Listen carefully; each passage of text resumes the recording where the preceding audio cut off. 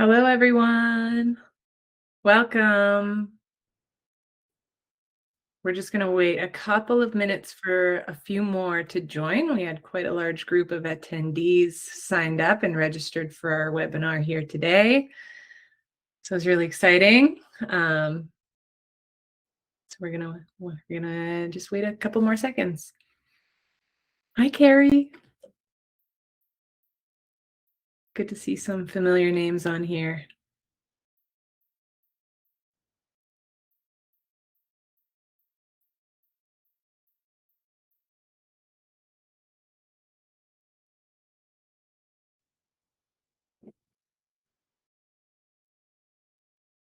Awesome. I put on my ocean view background today because I'm very excited about going on vacation next week. Nice, nice. Looks like you're on a yacht. Yeah. All right, we've got 25 who have joined here, so maybe we'll kick things off. We're at 2 past the hour. Thank you all so much for joining. My name is Sarah. I'm a practitioner success lead here at VitaminLab, and I'm joined by Amy, who is from Cell Science Systems, Previmedica, which is now a Genova Diagnostics company. Mhm. Yeah. I'm going to start off by putting out a poll. So I would love to hear which best describes you. So give me a second. Oops. That went away.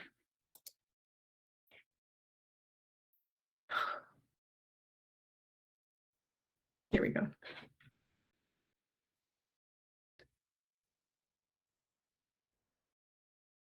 Can you see the poll?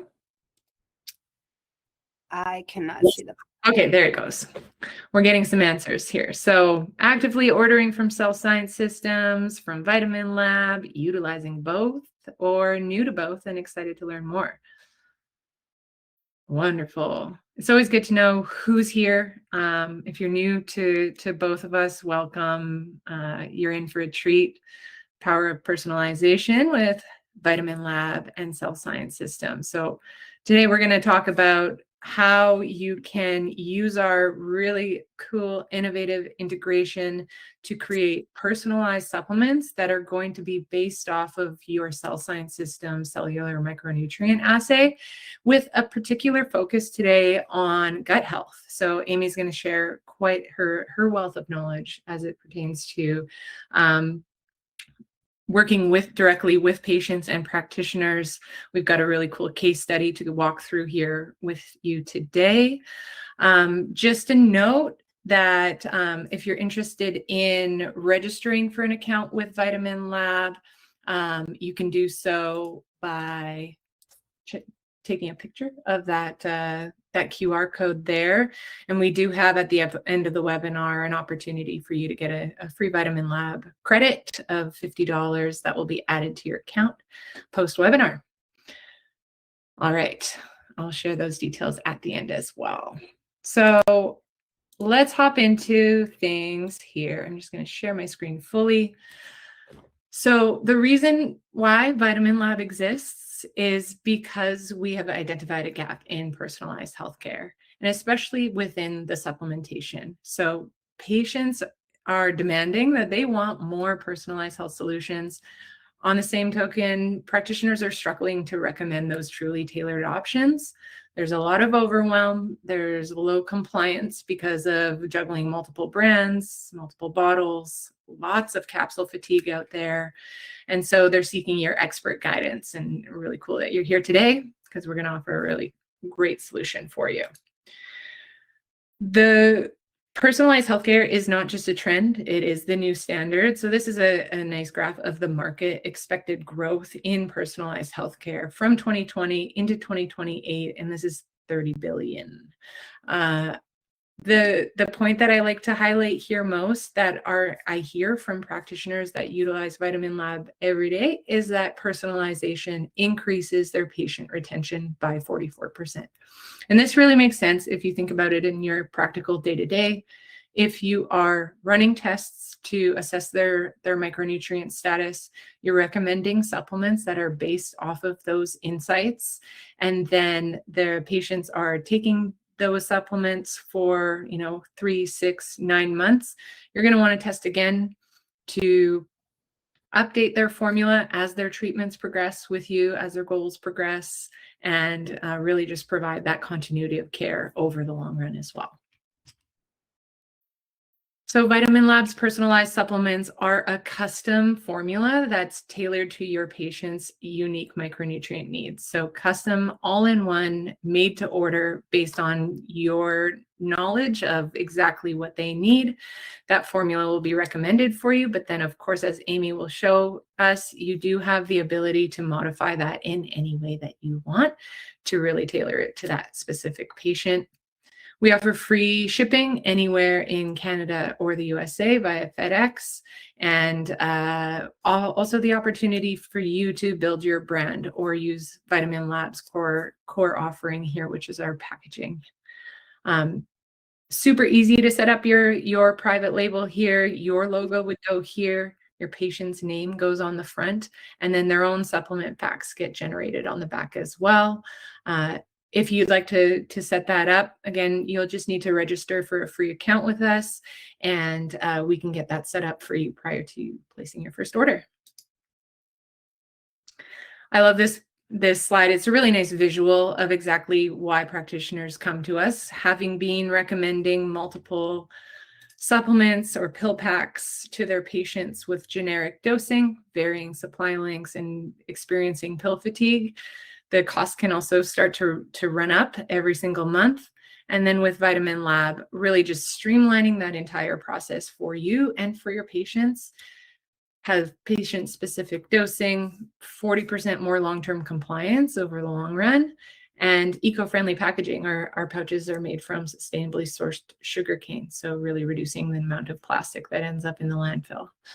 And then this is the one that everybody loves, is we're going to be reducing your cost by 20 to 30% by combining those multiple supplements into an all-in-one formula.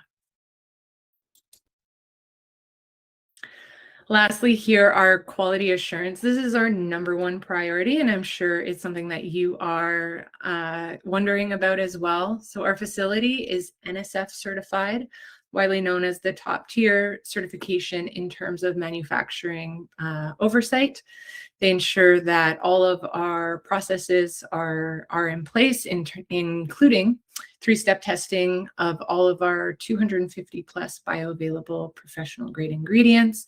That includes third-party testing and validation of all these tests, and then checks and balances every step of the production process as well. Because we're doing a small batch manufacturing, there's no use of excipients, binders, or artificial fillers. So the long list of non-medical ingredients that you typically see on the back of a supplement bottle is not on the VitaminLab pouches. So just the microcrystalline cellulose is used. All right. On to you, Amy. Okay, thank you, Sarah. So Cell Science Systems is a Genova Diagnostics company, and so is Previmedica. So for 14 years, we've been a division of, Previmedica has been a division of Cell Science Systems. Cell Science Systems is a laboratory who conducts the testing that I'm going to show you tonight. And Previmedica, we are a team of nutritionists, and we provide nutrition therapy to people all over the country. We have our own patients, but we also meet with patients of practitioners and practitioners who are utilizing the Cell Science Systems testing to review test results and to help you implement the test results in the best way to get the best results possible.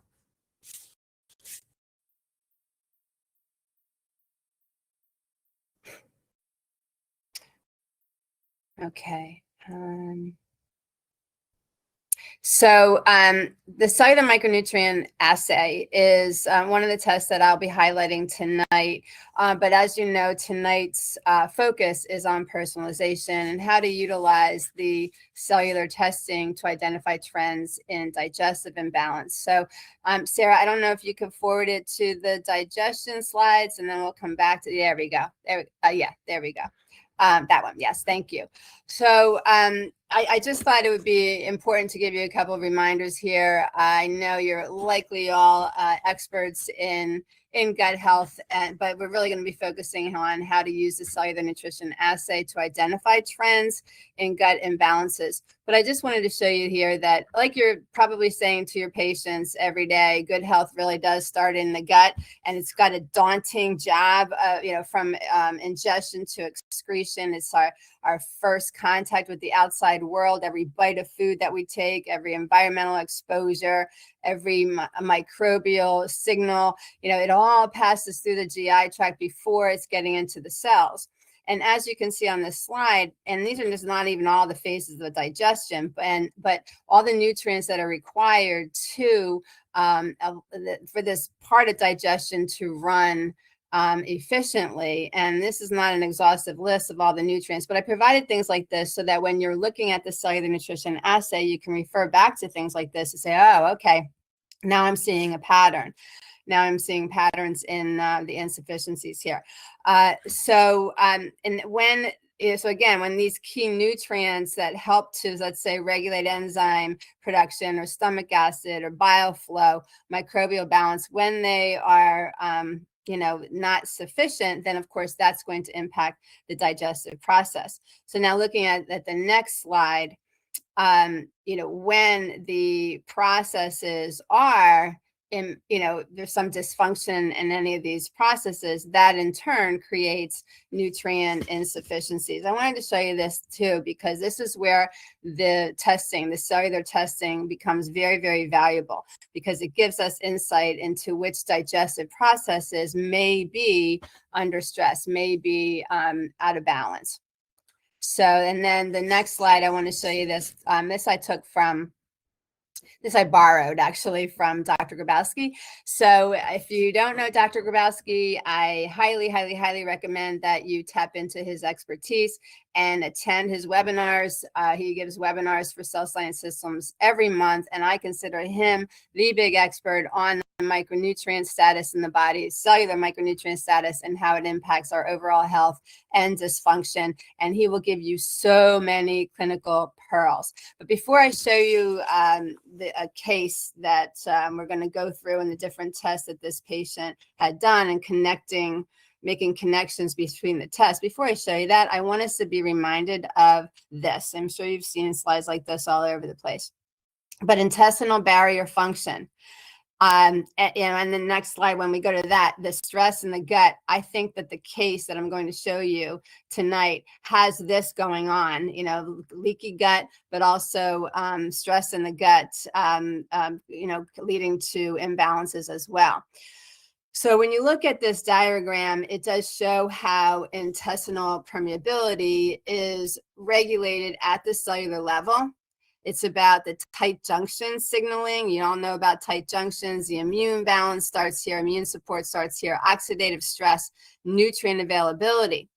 But looking at these nutrients on the left, you see the nutrients that support barrier integrity. These nutrients help to regulate the tight junction proteins, the structures that hold those intestinal cells together, as well as immune signaling, the redox balance, and mucus production. So I know you probably all think about glutamine as being the most important nutrient for the gut lining. And of course, we think about that all the time as well. And you'll see that may be insufficient in the cellular micronutrient assay. So you think, okay, maybe some gut permeability is going on, something going on with the gut barrier, because glutamine fuels the enterocytes. Vitamin D and vitamin A are important for immune signaling. The cysteine you see here supports glutathione. But how about the tryptophan? You're likely familiar with tryptophan converts to serotonin, of course, and melatonin. But were you aware that tryptophan is very important for the immune system in the gut, the gut integrity? Fiber fuels the friendly bacteria in the gut and also short-chain fatty acids. And then on the right side of this slide here, you see the factors that actually increase the permeability of the gut, increases leaky gut. So that would be things like gliadin and alcohol, excess bile acids, emulsifiers, and also fructose. So the important point to remember here is Barrier integrity is not just structural, it's metabolically and nutritionally regulated. So when we see certain patterns that I'll show you tonight in the Cellular Nutrition Assay, it may suggest that there's the increased demand for these nutrients at this gut barrier level. Then looking at the next slide, which is a very, very busy slide, I know, but I'm just showing you let's look at the big picture here, just to be reminded that chronic stress, whether it's psychological or physical or immune related, it's got a direct impact on GI function. And when we have sustained stress, chronic stress, it contributes to increased gut permeability, the intestinal gut permeability. It alters our microbiota balance. It increases inflammation. People don't tolerate pain as well with something like this happening. So, and these changes in the gut can kind of present as IBS and inflammatory bowel, reflux and other inflammatory gut conditions. So it makes it important for us to not only look at the nutrient assay, but let's look further into other issues and other testing that might be impacting this person's gut health, especially for people who are experiencing a significant amount of stress. So here's where I'll go to share my screen, Sarah.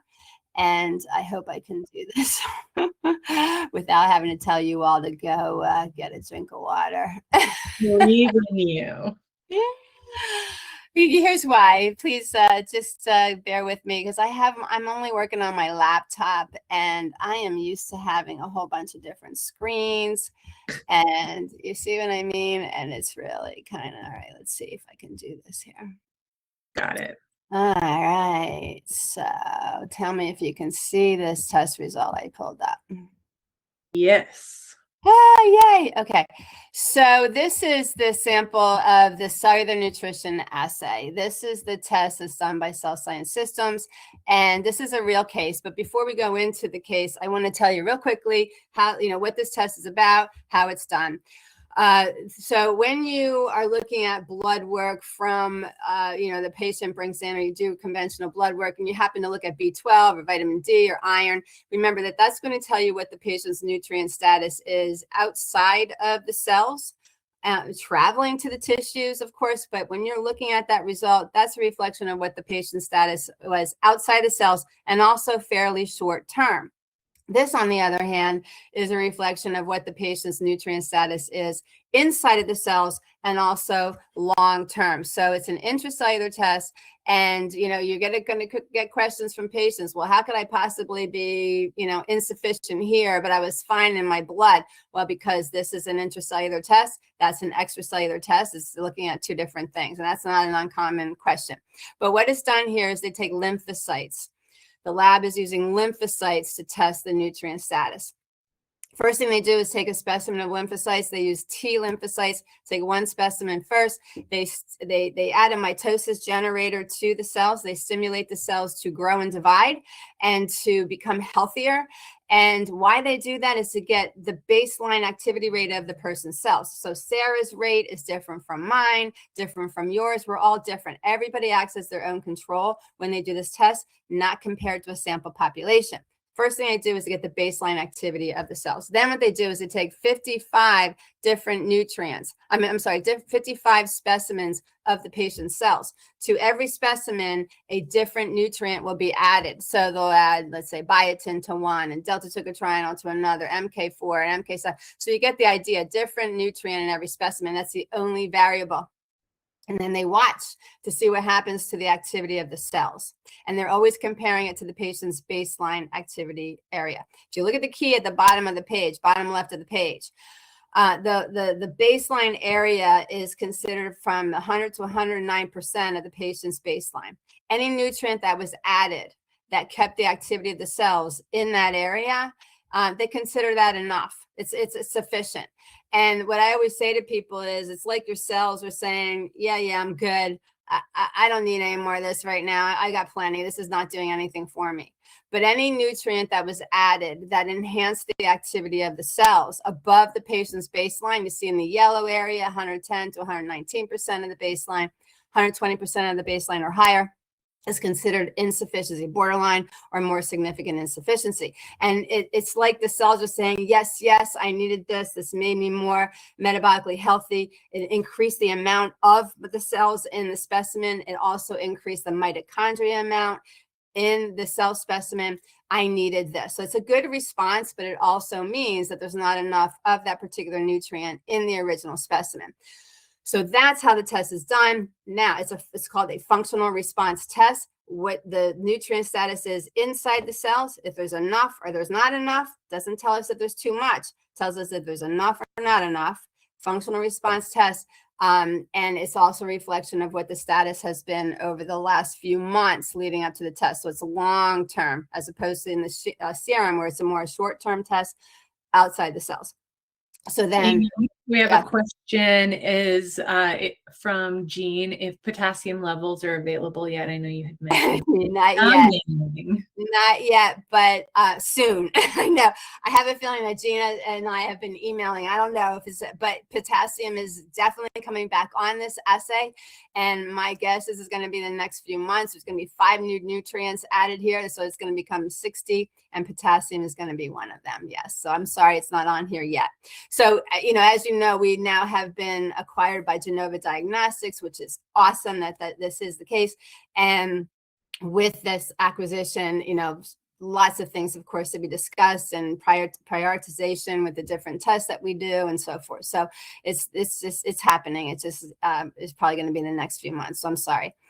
But then what we do is look for patterns in what these nutrient insufficiencies could indicate, especially trying to correlate it with what the patient has going on. So let me explain this case. This person is a 44-year-old male. He did this test to promote optimal health. He wants to get healthy, but he has a significant history of trauma, significant chronic stress in his family life, personal life, his work life, very, very high stress life. And he is experiencing anger, irritability, some anxiety. But again, this is what's happening to this man. He doesn't have any diagnosed medical conditions. He doesn't take any medication. Since he's been working with his practitioner, now this is not my patient. This was someone who I reviewed test results with. I reviewed test results with his practitioner, and this practitioner had incorporate or implemented a different nutrition pattern for him already. So some of these results that we're seeing, these nutrient insufficiencies, could have been worse before he started working with this practitioner. But he did this test. He wants to promote optimal health. This practitioner also did the methyl detox profile. He has variations in the COMT gene, in the MTHFR as well, that impacts his methylation status. And she did his homocysteine level as well. He's got a 13.7, which indicates a little bit of inflammation as well. And, because we like ideal homocysteine, which would be really under a 10. Anyway, let's look for patterns. He does have some digestive symptoms. He's got constipation. He goes between constipation and diarrhea. Okay, so let's look at the patterns here. The first thing I do is I look at the amino acids and the minerals. And remember, the amino acids are necessary, of course, for manufacturing digestive enzymes. And we need enzymes to, and acid production in the stomach to extract the nutrients and denature the proteins so we can get these nutrients out of the whole food, of course. Well, so when I see this amount of amino acids and I see the minerals, right away I think, yeah, we're going to need some digestive support here, because I have to admit, I automatically assume that the person's eating enough protein. As you know, that's where we get amino acids. But you need to ask. We need to ask, are you eating enough protein? But normally what I hear is, oh my gosh, that's all I ever eat is protein. Because everyone's kind of following low carbohydrate these days. It's not necessarily good to only be eating protein, but I assume that people are eating enough protein. But it's good to ask. Okay, so he's eating enough protein. So why are these amino acids so insufficient? All right, well, my guess is he needs some digestive enzyme support, but also take a look at these amino acids that are insufficient. Think back to that gut permeability slide that I showed you. Glutamine, tryptophan, the cysteine, the glycine. Arginine is also involved in gut health. So right there, I think, man, I believe we're dealing with some gut permeability here. Now, this is not a diagnosis for that, but I suspect it. So that's the first thing that jumps out at me. Then the likelihood of leaky gut, digestive support needed. He probably has some low acid production as well, not seeing all these minerals too. And by the way, I not only look at the nutrients that are insufficient in the yellow and the red, but I look at high green. So take a look at his molybdenum and his manganese. The vitamin B3, they're insufficient as well. That could be a result of malabsorption and poor digestion, of course. So not only the yellow and the red, look at the high green as well. Biotin. First, when I see that, right away, I wonder, is there some dysbiosis? Do we have some growth of unfriendly bacteria in the gut? Not enough friendly, good bacteria. Why? Because biotin can be manufactured in the gut by good bacteria. So that's that leads me to look at vitamin B9, his methylfolate. That's what's tested here, methylfolate. His is perfect. I look at vitamin K1, his is perfect. MK7 is also manufactured in the gut. So is riboflavin, so by the bacteria. So I see, okay, those are great, but the only one is biotin. But look at all the minerals that are insufficient. The pathogenic bacteria, the opportunistic bacteria also uses up the minerals as well. So I'm suspecting at least the start of dysbiosis as well. Then I look at some of the mitochondria nutrients, carnitine, coenzyme Q10, energy. That's also going to be impacting gut health. It's also going to be impacting permeability. Choline is involved in fat digestion. I look at choline and omega-9, cell membrane integrity. So these are some of the patterns that I look for. And I think to myself, all right, now if this is what I'm seeing here, if this were my patient, I'd be thinking, yeah, I'm going to want to suggest an anti-inflammatory eating pattern for sure. We need to replete these nutrients. We're going to compound his supplement routine, and we're going to talk about how to do that. And make the formula that you'll get with this test results, make it even better. But I'm going to want to test him for food sensitivities, because the most ideal anti-inflammatory eating pattern for him is going to be one that's individualized for him. So I'm going to want to do the food sensitivity test. Well, guess what? This practitioner did it all. She did every test, and I just have to show you, because the things that I suspect here are pretty much confirmed. So she did the celiac IBS Crohn's array. Real quick, I know in the interest of time, we could go on for hours, but the celiac IBS Crohn's array is looking at the genes for celiac disease, the increase in the risk for celiac, and the genes increase in the risk for Crohn's disease. He has an extremely low risk, genetic risk of celiac disease. He does have a genetic risk of Crohn's disease. Looking at this NOD2 gene, which impacts bacteria clearance from the gut. And when that gene is there, that variation then interferes with that bacteria clearance from the gut. So something else that makes me suspect, all right, this is something else that could be going on with him. We were thinking about dysbiosis. But then you look at the second page of SICA, the tissue transglutaminase, IgA and IgG, these serology markers here, they're for celiac disease. He's negative, which is not surprising because he's got an extremely low genetic risk for celiac disease. So I would say, yeah, it's likely he doesn't have any active celiac process going on. Of course, we cannot diagnose. But then these antibodies here, anti-Saccharomyces cerevisiae antibodies, IgA and IgG. He is positive for the ASCA IgG. What does that mean? These are the serology markers which, when elevated, could indicate an active Crohn's so it's one or more of three things. Active Crohn's, which of course we cannot diagnose, but I would say take this back to your GI doctor, and or inflammation, which I bet my life he's got inflammation in the gut, and or candida overgrowth. That's what these elevated ASCA antibodies can mean. So we know that. Now we look at his ALCAT test, because this practitioner did this food sensitivity test. This is a neutrophil activation test. We can talk more about what this is. It's not an IgG test, not an allergy test. It is neutrophil activation, leukocyte activation, which is identifying the inflammatory response that these foods are causing. Anything in the green did not cause that response, so we would want him to emphasize a variety of the green non-reactive foods. We'll just go down to, looking at the severe and moderate. Those need to be avoided for months. Remove those pro-inflammatory foods. And then looking at the bottom of the page, take a look at this, Candida albicans, severe reaction. Another test result that makes me suspect he's got some Candida overgrowth in the gut. If we just ignore this, we're going to be spinning our wheels with trying to heal the gut. We've got to address this, because with the Candida overgrowth, it's not a diagnosis for it, but it makes us highly suspect it.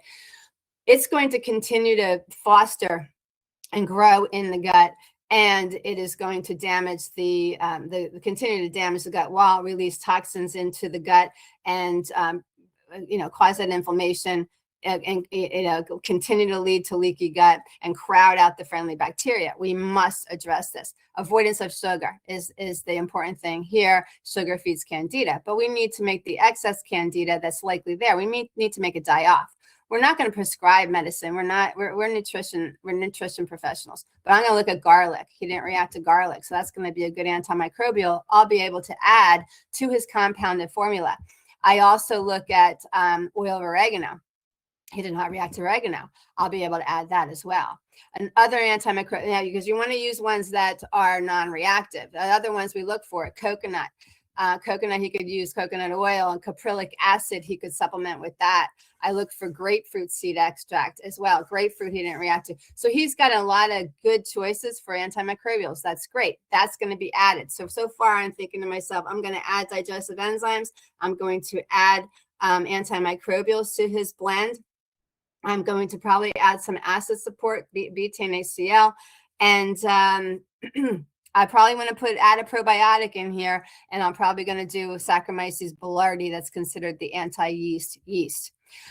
Gluten gliadin. Remember from that slide that we were looking at the gut permeability, he has a significant reaction to the gliadin and gluten. He needs to be gluten-free. He needs to be dairy-free with his reaction to whey. That's a little bit about the food sensitivity test results. Remember, food sensitivities damage the gut lining. The gut lining being permeable leads to food sensitivities. The question is, what comes first? Well, it's both. It's both. So we need to remove these reactive foods and replace with a variety of non-reactive foods. I want to show you another test this practitioner did. She did the histamine intolerance test. I want to show you this because this is also a test that Cell Science Systems does. As you know, we have histamine circulating throughout the body.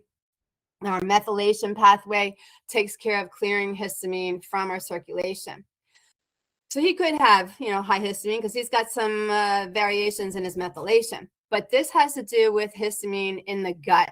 So this enzyme, DAO, diamine oxidase, breaks down histamine in the gut.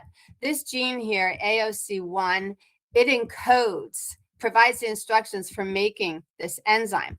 This test is determining if the person has variations in this gene that encodes for the DAO enzyme, which would mean less efficient function of the DAO enzyme if the patient has that, or less of the DAO enzyme in the gut. He doesn't have that. He is wild for all of these genes, meaning normal. He doesn't have any variations. So this is a great way of ruling out histamine intolerance. He does not have that risk. But I wanted to point this out because this is another pattern that you might look for in the CNA. So back to this. I'm not surprised that he doesn't have any histamine, elevated histamine, because look at his histidine. Histidine is an amino acid that converts to histamine. He's fine with that. But when your patient is not, and you see histidine that's insufficient in the yellow and the red, always think histamine. I wonder if my patient has elevated histamine, because histidine converts to histamine. When you have high histamine, it makes us suspect that it's using up the histidine. Well, he doesn't have that. But when your patient does, you might want to think histamine intolerance could be an issue. But this practitioner did this test and ruled it out. So I wanted to put that out to show you that as well. So what we want to do here is now heal the gut. right? We want the 6R program. And I know you're familiar with this. We add, it's 5R program really, but we add another R for reintroduce. So we want to remove the reactive foods, remove that excess candida. We want to replace with a variety of non-reactive foods. We need to replace digestive enzymes and acid support. We also need to utilize some antimicrobial. So again, this is what we're thinking about when we're compounding the supplement through VitaminLab. Reinoculate. As you know, we've got some dysbiosis going on. He likely has candida overgrowth. We need to correct that. So this is where I would say Saccharomyces boulardii would be a good addition. And VitaminLab does have that Saccharomyces boulardii to be able to put in there. Repairing the gut, replete, another R, replete those nutrients that came out to be insufficient in the cellular nutrition assay. That's going to be gut healing. But also, remember too, the glutamine, the arginine, all the omega-3 fatty acids. I think I forgot to say he was taking fish oil. So we need to make sure that his fish oil is not a reactive from a reactive fish. And then stress management, which this man really, really needs, because that the stress and the gut connection, absolutely, he needs stress management. He needs deep breathing. He needs, to get, work on good sleep. And then the hope would be that he will be able to heal his gut following this program, reintroduce his reactive foods later on without any issue. That would be the goal here with this program. So now when we look at, when you order the Cellular Nutrition Assay and you go to retrieve your test results, this PDF of this formula is going to come up. And it's a great start. And what you notice here is all of the nutrients that came out to be borderline insufficient, or in the yellow, or insufficient in the red, are going to be listed in this particular supplement list, the nutrient list. And so my point being is, the molybdenum is not going to be in there. The manganese is not going to be in there. So my point is, you might want to go in there and, change it, add it. Sarah's going to show you how to do that. The vitamin B3 is not going to be in there. You want to add that. The other thing I did not show you is this part of the test, which I think is very, very cool. The redox assay and the antioxidant protection assay. So this is showing the patient's antioxidant capacity. What they did is they took a specimen of his lymphocytes, they purposely put them in oxidative stress, they put them in hydrogen peroxide, let his cells incubate with the hydrogen peroxide for 2 days. Day 1, he had 100% of his cells in the specimen. After 2 days of being challenged by this hydrogen peroxide, which is a free radical generating system, we wanted to see how much he had left. So he went down to 89% of his cells in the specimen and only lost 11%. That's pretty darn good. This is the only part of the whole test that's compared to a sample population. You see that white diamond there, that's his number 89 compared to sample population. So what I would be saying to him is, okay, how can we keep it like that or get it even better? And this next assay is very, very cool because these are the antioxidants that are going to be the most protective for him. And we all know how we have patients who are taking certain things, they're doing their own thing, they read it online, oh, I read this was good for that. And well, let's tell you what's going to be effective for you. And what they did here is they took 49 specimens of the patient's cells, and to each cell specimen, they added a different antioxidant nutrient or botanical, and they wanted to see which ones not only prevented the cells from dying and kept them in the baseline area, which is again on the far left, but which ones actually enhanced the activity of the cells even while they were in this hydrogen peroxide, because that's the difference with this assay. These cell specimens are still in the free radicals, which are trying to make the cells die. So which ones are going to be the best? Well, all right, so you as the nutrition practitioner, we want to choose the ones, because the answer is not, oh, we're going to take them all that came out to be protective. No, we're going to make sure that we're choosing the ones that make the most sense for the patient. Because, for example, this is a very cool thing too. Look at what this algorithm did. It did not include green tea in this formula here, because they know that he did the methyl detox test on the same day, and he's got the comped variant. And we don't suggest high doses of green tea or quercetin for somebody with the COMT variant because it can inhibit that COMT enzyme even more. They also did not include acai berry, boswellia, grapeseed extract that came out to be protective in the assay I just showed you. Why? Because they were reactive in the ALCAT test. So they're factoring in other data from the other tests that the patient did on the same day. So it's very, very cool. It's a really good guideline. But what Sarah will show you how to do is you're going to hit order here. You're going to go to your portal on your VitaminLab, and then you could make this formula even better. This is a great start, but make it even better. And another example before I turn it over to Sarah. So let's just say, for example, choline. All right, well, in here it has 50 milligrams. They're conservative doses, really. So you might say, well, my patient's already been taking 100, and what's this 50 going to do? So you're going to want to increase it. Same way maybe also with chromium. So again, you need to kind of also consider what your patient has already been taking that has impacted the test results to determine, all right, how should I make this formula even better?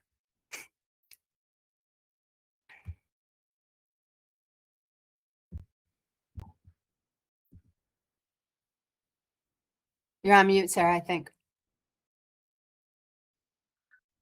Always bound to happen one time in a webinar. Thank you, Amy. That was so much really good information that will help you to inform your decisions on how you will modify any of the recommendations that are made based on that CNA test. So by clicking that order here button on the Cellular Micronutrient Assay recommendation PDF that she just showed, that will automatically open up this page right here, which is your VitaminLab account, which you'll need to create. It will show you automatically how many capsules per day the formula is, uploads that exact formula recommendation, and then you'll have the ability to choose how long you want the patient to be on the formula. So anywhere from 60-day minimum to 180-day maximum. You can also set up auto refills for a nice little low-touch way to be able to continue that supplement program for them. And then you can also set up either veggie capsules or powder. As soon as I hit powder, though, it's going to give you a little flavor warning here. Some of the ingredients have a little red asterisk, so it'll indicate, if you hover over it, like this one here, a stronger, more unpleasant flavor. So we strongly advise capsule form. So in this case, let's choose veggie capsules here. And then as I scroll down in this center area, you'll see our nutrients catalog. So the first ones on your list will always just be the ones that are already pre-dosed out. This is where you can see a minimum and maximum dosage range, a standard dose that's listed here as well. And then you can adjust anything that you'd like based on those clinical inputs that Amy was sharing already. So with choline, maybe we want to up that to 100.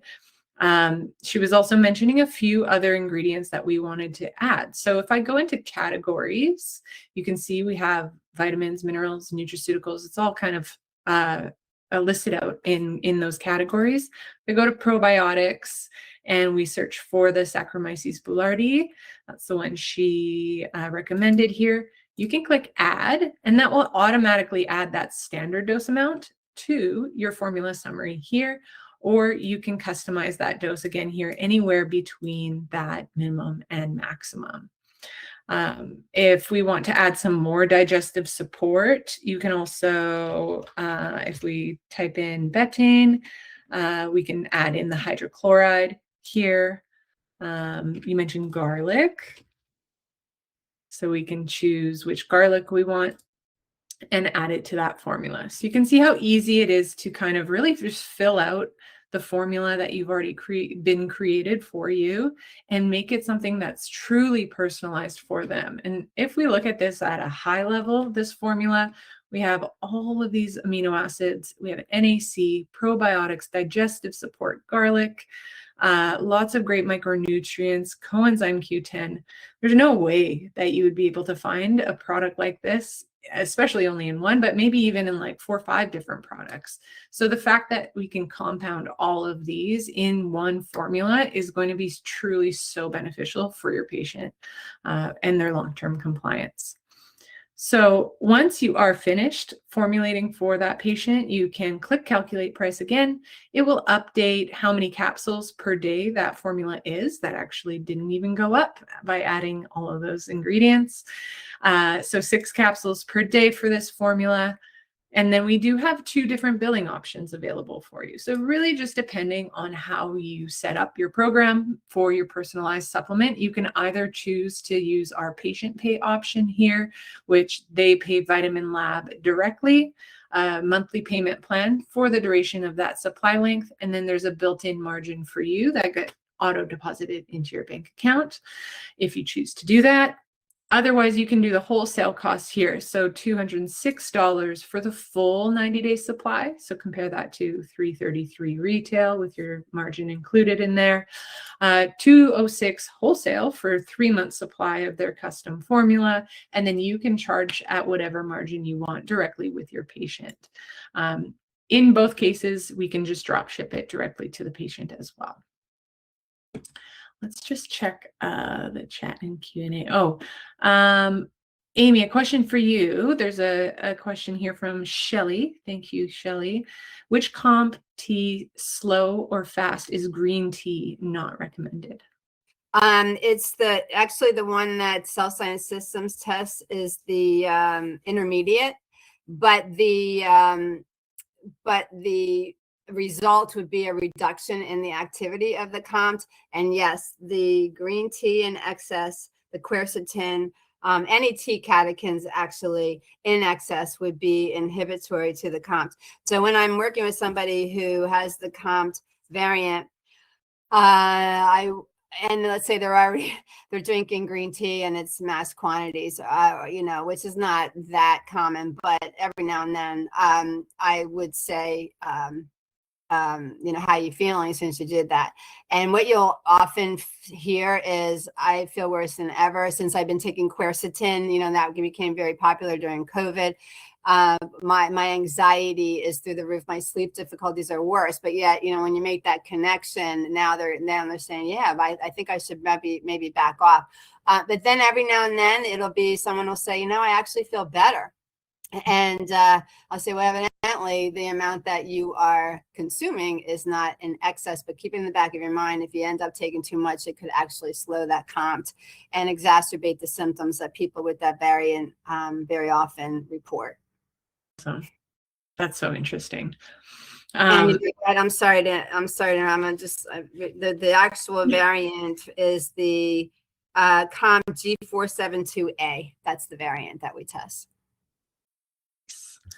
And then from Carolyn, here are the supplements safe for celiac patients. So I mentioned in the previous question here, our facility is free from any ingredients that contain gluten, but because we do have so many ingredients that we bring in, our facility isn't certified gluten-free. However, we do recommend for gluten-free and celiac patients. We've never had any issues with patients coming back. We again test our ingredients rigorously for heavy metals, impurities, microbiologicals. All of that is tested, and we ensure that we are getting it from quality suppliers as well. And if you're curious about any of those suppliers, we do have a really great resources section here. FAQs are all here. It really helps you to kind of dig into our product, where we get our ingredients from, how to set up your formulas as well. And then in terms of your formulas, anytime you transfer over those formulas from Cell Science Systems, they'll just live here in your formulas tab. So you can see that pretend patient is here, and you can order that depending on if you want to utilize the wholesale or the monthly retail price for the patient pay option. When Sarah, you do, I'm yeah, sorry. I'm go sorry. ahead. I finished that thought. I wanted to add to the discussion about gluten, because not just about the gluten, but remember, as we work with patients who have food sensitivities, when you're looking for separate products, there could be a wonderful professional line, but if there's gelatin in there, and if it's not a vegetarian gelatin, it's going to be bovine.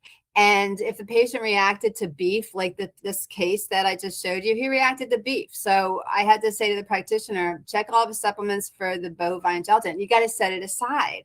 There could be a wonderful ingredient. There could be rice in there, which is not normally a problem. But if the patient reacted to rice, even though it's gluten-free, we'd have to say to set that aside as well. That's the beauty of working with VitaminLab too, because we don't have to worry about that sort of thing. When you're looking for different products, it's kind of like putting a puzzle together pretty much for every single patient. That's not what it's just really liberating to be able to use VitaminLab and say, this is what I want, this is how much I want, and creating that blend. And there's no other one like it in the world. Yeah, thank you. Appreciate that. We have another question here from Maria that she's wondering if you can brand it for your own personal brand. Yes, of course. So I think I showed here I'll go back to this slide for our product offering here.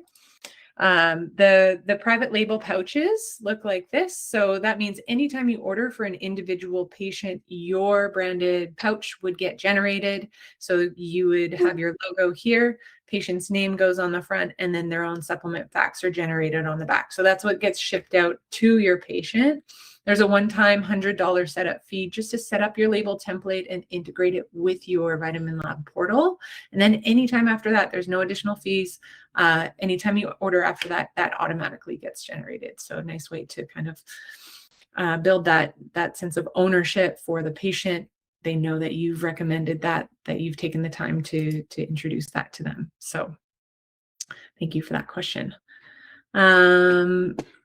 So I wanted to mention here as well, when you register for a free account with VitaminLab, you will automatically get a $100 credit as a new practitioner with us. And then as a gift for being part of our webinar here today, you get an additional $50 credit. So there will be $150 on your account, and that can be used. It'll be automatically taken off your first wholesale order purchase at the checkout page. So you don't have to worry about entering a code or anything like that. So what we recommend is that you either order a test from Cell Science Systems, get your results, transfer those over. You can also set up a free consultation. I believe I have that slide here with the results education sessions, Amy. Yes, so with every test that Cell Science Systems offers, it comes with a half-hour complimentary review of the test results with someone on my team. If it's for the patients, and if it's just for the ALCAT test for practitioners, it'll be someone on my team. For the practitioner support sessions, it would be with either Dr. Grabowski or my assistant manager, Eunice, or myself to go over any of the other test results besides just ALCAT. And that's for every test. So if you've ordered 3 tests for one patient, we'll be together for a good hour and a half going through everything. And especially at the beginning, when you're just learning what these tests are about and, what patterns to look for. And, what I always say is, that's at the beginning. You can meet with us as often as you like, and for each, from as many patients as you like. But after a while, practitioners will say, yeah, I really don't need you anymore. I understand it. I got it myself. I don't need you. That's the goal, right? Yeah. To get them all comfortable. Perfect. So let's go to this slide here. So again, here, $100 sign up credit and an additional $50 credit. Go to getvitaminlab.com/practitioner. We do have under our testing integrations tab all of the information on Cell Science Systems and getting started with them as well. And if you have questions that you want to email us, practitioners@getvitaminlab.com is how you can do that. For a little easier way to get there, you can just use your phone and use the camera. That'll take you directly to our sign up page here. And yeah, we look forward to working with you. VitaminLab, we offer full white glove support, same kind of thing as Amy's team as well. So if you need help formulating, we will do a full consultation with you as well. We'll help you set up your your personalized supplement programs, because we know it's a new way to start recommending formulas for your patients, and we know you're going to be really excited about it. So highly recommend, once you register for that account, you can book a demo with myself or my colleague Talia, and we can kind of personalize it to exactly what your clinic needs are. All right. We're at time here. Oh, a couple more questions here. Please put the email in the chat. Okay, I can do that. Practitioners at getvitaminlab.com. So it's in the chat, not the Q&A tab. So you can toggle over there. And then if the order is a 60 days times 1, how does the patient pay one-time fee? So if you are using the patient pay payment option, it is a monthly payment. So it'll just be 2 payments of whatever that monthly cost will be, rather than 3 payments if it's a 90-day supply. If you want them to pay a one-time fee, you can always use that wholesale cost and charge them directly. You would just be paying VitaminLab directly. So there's those 2 options there for you. Here's a question. Oh, love all the questions. This is great. New to the model, but do have 2 clients who have tested. I'm setting up reviews with them as well. This is such good information and a really good model. Thank you. Oh, really good feedback. Thank you so much, Andy. Is Genova also integrated with VitaminLab? Yes, Genova is integrated with VitaminLab, and I'll show you where you can find information on that as well. So I'll share here. In our testing integrations tab here, so you will have to sign up for an account to access this, but testing integrations tab, you'll be able to see that. And then we have a customized tutorial here as well, so that you can see how our integration with Genova works, because it's a little bit different than how the Cell Science Systems integration is as well, but they integrate with the NutrEval and the metabolomics tests. And a couple more here. Can we access CSS via the Genova practitioner portal? Coming soon, I believe. Yes, not yet, but yeah, I just was at a meeting today, and that is in the works. In the works. For right now, though, to utilize this testing, it's very easy to start an account on Cell Science Systems. So it's just connect.cellsciencesystems.com. It'll take you to the practitioner portal. You start an account.